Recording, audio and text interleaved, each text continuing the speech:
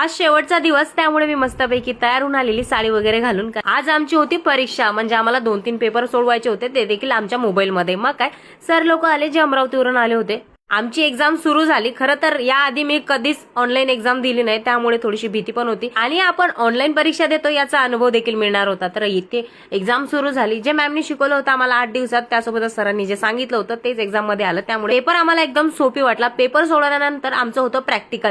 तर इथे आमचे ग्रुप ठरवलेले होते, 1 2 3 4 5. तर एका ग्रुपमध्ये 6 व्यक्ती होते. तर सर्वांनी वेगवेगळं काहीतरी बनवायचं होतं. कोणी बनवणार होता भेळ, तर कोणी पाणीपुरी, तर कोणी मंचुरियन, तर आम्ही बनवणार होतो नूडल्स. सर्व नूडल्सची तयारी आम्ही आधीच करून ठेवली होती, फक्त आम्हाला तडका लावायचा होता.